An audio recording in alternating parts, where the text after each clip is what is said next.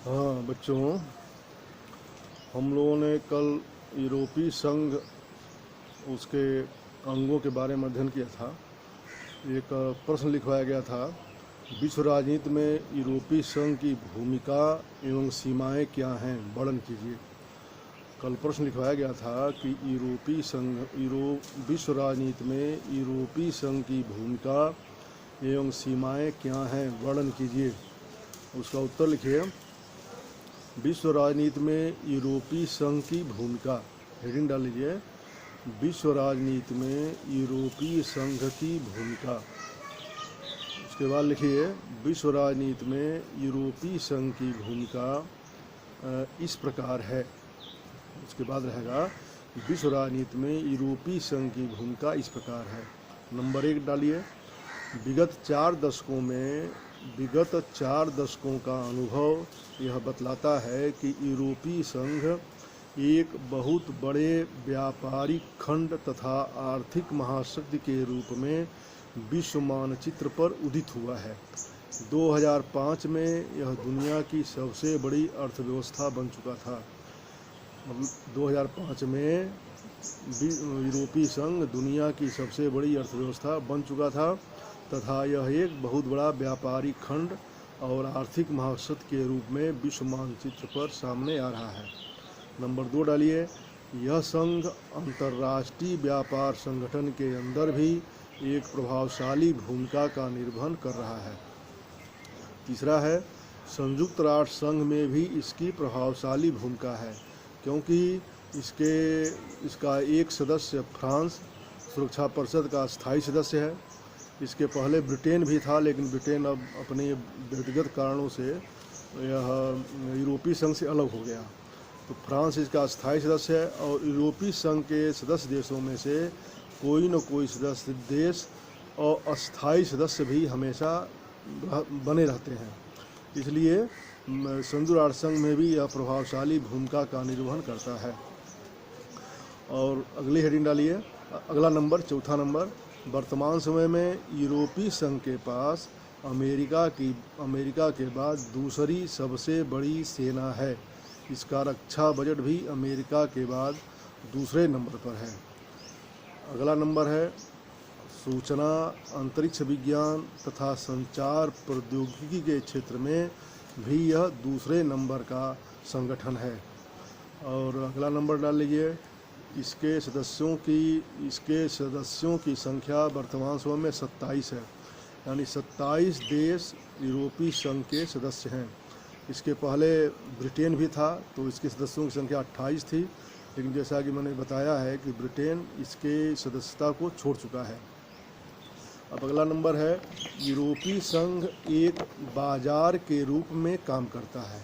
यूरोपीय संघ एक बाजार के रूप में काम करता है। इसके कानून सभी राज्यों पर लागू होते हैं और इन देशों की एक साझी मुद्रा यूरो है, जो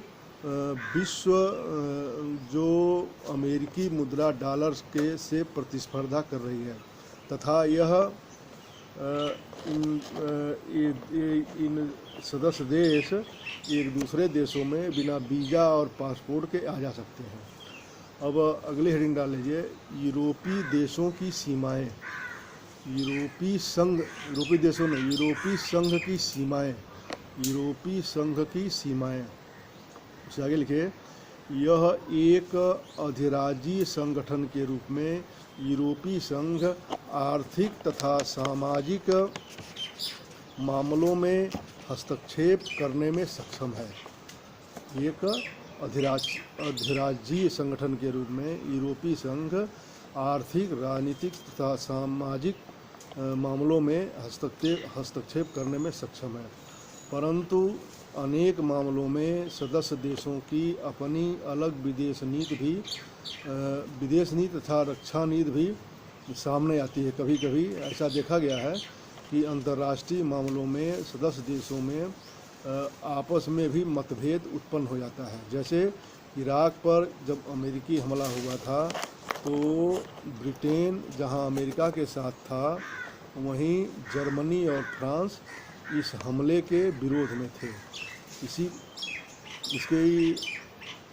इसी प्रकार अनेक विषयों के संदर्भ में सदस्य देशों में आपस में मतभेद दिखलाई पड़ते हैं। अब इसके बाद आपका यह प्रश्न समाप्त हो गया। अगला प्रश्न है, एक प्रभावी क्षेत्रीय संगठन के रूप में यूरोपीय संघ की व्याख्या कीजिए। अगला प्रश्न लिख लीजिए, एक प्रभावी संगठन के रूप में यूरोपीय संघ की व्याख्या कीजिए। हेडिंग डालिए उत्तर लिख करके। एक प्रभावी क्षेत्रीय संगठन के रूप में यूरोपीय संघ की भूमिका। अगली हेडिंग है, एक प्रभावी क्षेत्रीय संगठन के रूप में यूरोपीय संघ की भूमिका। यूरोपीय संघ यूरोपीय देशों का एक क्षेत्रीय संगठन है। आगे लिखिएगा कि यूरोपीय संघ यूरोपीय देशों का एक क्षेत्रीय संगठन है। इसका अपना झंडा है, अपना गान, मतलब जैसे आपका राष्ट्रगान है तो यूरोपीय संघ का भी अपना एक गान है, राष्ट्रीय गीत है। स्थापना दिवस इसका मनाया जाता है। इसकी अपनी एक साझी मुद्रा है जिसको यूरो कहा जाता है। इसकी अपनी संसद है जिसे यूरोपीय संसद कहा जाता है। इसलिए इसके कारण, इन सब संस्थाओं के कारण यूरोपीय संघ को एक प्रभावशाली स्थान विश्व राजनीति में प्राप्त है। निम्नलिखित बातें, उसके आगे लिखिएगा, निम्नलिखित बातें यूरोपीय संघ को एक प्रभावशाली संगठन बनाती हैं। नंबर 1, हेडिंग डाल लीजिए, यूरोपीय संघ का आर्थिक प्रभाव। नंबर 1 हेडिंग डाल लीजिए, यूरोपीय संघ का आर्थिक प्रभाव। यूरोपीय संघ का आर्थिक प्रभाव काफ़ी विस्तृत है। 2005 में यह विश्व की सबसे बड़ी अर्थव्यवस्था बन चुका था। इसका सकल घरेलू उत्पाद 12,000 खरब डॉलर प्रति वर्ष था, जो अमेरिका से भी काफ़ी अधिक था। इसकी मुद्रा यूरो, यूरोपीय संघ की मुद्रा का नाम यूरो है। यूरो अमेरिकी डॉलर को चुनौती देती हुई प्रतीत होती है। विश्व व्यापार में इसकी हिस्सेदारी अमेरिका से 3 गुनी अधिक है। विश्व व्यापार में यूरोपीय संघ की हिस्सेदारी अमेरिका की अपेक्षा 3 गुनी अधिक है। इसका आर्थिक प्रभाव केवल यूरोप के देशों तक ही सीमित नहीं है, बल्कि एशिया महाद्वीप तथा अफ्रीका महाद्वीप के दूर देशों तक इसका प्रभाव दिखलाई पड़ता है। अब अगली हेडिंग डाल लीजिए, यूरोपीय संघ का राजनीतिक एवं कूटनीतिक प्रभाव।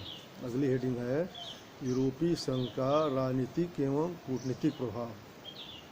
यूरोपीय संघ का राजनीतिक और कूटनीतिक प्रभाव भी काफ़ी अधिक है। इसका सदस्य फ्रांस सुरक्षा परिषद का अस्थायी सदस्य है। इसके पहले ब्रिटेन भी अस्थायी सदस्य था, लेकिन ब्रिटेन अब यूरोपीय संघ से अलग हो चुका है। तथा इसके कई अन्य देश, यानी यूरोपीय संघ में सम्मिलित अन्य कई देश प्रत्येक समय सुरक्षा परिषद के अस्थायी सदस्य के रूप में हमेशा विद्यमान रहते हैं। इस कारण यूरोपीय संघ अमेरिका सहित दुनिया के किसी भी देश की नीतियों को प्रभावित करने में सक्षम है। यह ईरान के परमाणु कार्यक्रम के संदर्भ में अमेरिकी नीति को कई बार प्रभावित किया है। चीन में मानवाधिकार उल्लंघन के संदर्भ में विश्व की राजनीति को यह प्रभावित करता है। इस प्रकार यह विश्व राजनीति में भी समय समय पर प्रभावशाली भूमिका का निर्वहन करते हुए यूरोपीय संघ को देखा गया है। अब अगली हेडिंग डाल लीजिए, यूरोपीय संघ का सैनिक एवं तकनीकी प्रभाव। यूरोपीय संघ का सैनिक एवं तकनीकी प्रभाव। सैनिक शक्ति के हिसाब से यूरोपीय संघ भी एक प्रभावशाली संगठन है। इसके पास विश्व की दूसरी सबसे बड़ी सेना है। इसका रक्षा बजट विश्व में अमेरिका के बाद सबसे अधिक है।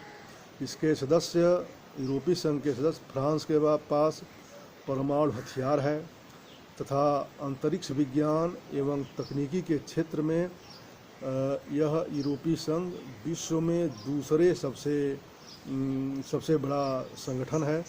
और यह अपने आर्थिक, सामाजिक और सैनिक प्रभाव के कारण विश्व राजनीति को समय समय पर प्रभावित करते हुए भी देखा गया है। जैसे अभी जब भारत के कश्मीर से अनुच्छेद 370 को हटाया गया तो यूरोपीय संसद के सदस्यों ने कश्मीर का दौरा किया है और वहाँ पर भारत की नीतियों का समर्थन किया है। इससे विश्व जनमत को भारत के पक्ष में वापस लाने में भी काफ़ी सफलता मिली है। इस प्रकार हम देखते हैं कि यूरोपीय संघ जो है विश्व राजनीति में एक क्षेत्रीय संगठन के रूप में बहुत ही प्रभावशाली स्थिति में अपनी भूमिका का निर्वहन करता है। अब यह प्रश्न इसके बाद इसी के साथ समाप्त हो जाता है। अब हम इसके बाद अगला प्रश्न देखेंगे। आपसे आग्रह है कि इस कोई वीडियो अगर एक बार में समझ नहीं आ रहा है तो उसको कई बार देखिए। देखने के बाद उसको जब आप वीडियो खोलेंगे तो उसके नीचे एक सेव का ऑप्शन आता है, सेव आइकन दिखाई देगा आपको, तो उसको सेव कर लीजिए, वीडियो सेव कर लीजिए। वीडियो सेव जब हो जाएगी तो आपको इसको चलाने के लिए नेट की आवश्यकता नहीं रहेगी। जब एक बार सेव कर लेंगे तो बिना नेट के चलेगा और जब चाहेंगे तब आप उसको देख सकते हैं। थोड़ी सी तकनीकी दिक्कत आप लोगों के सामने है और कोई भी जब नई चीज़ प्रारंभ की जाती है तो ये सब समस्याएं आती हैं, उसे घबराना नहीं चाहिए। और कोई चीज़ अगर समझ में नहीं आ रही है, कोई आप उसको पुनः स्पष्टीकरण उसका चाहते हो तो मतलब फ़ोन मत करिए आप लोग। कई लोग फ़ोन करके पूछ रहे हैं कि सर ये कैसे हो गया, वह कैसे हो गया, तो फ़ोन मत करिए, आप व्हाट्सएप पर मैसेज कर दीजिए, मैं उसका समाधान कर दूंगा। और कुछ लोग कह रहे हैं नहीं सर जी आप व्हाट्सएप से ही जैसे वॉइस क्लिप भेजते थे वैसे भेजिए, वैसे पढ़ाई होगी, वो बढ़िया था। लेकिन वो ठीक नहीं था, वो बड़ी उसमें दिक्कत होती थी। एक तो 2-2 मिनट 1-1 मिनट का क्लिप था और हमेशा वह बटन दबा करके उसको रिकॉर्ड करना पड़ता था और उसके लिए भी नेट की ही आवश्यकता थी।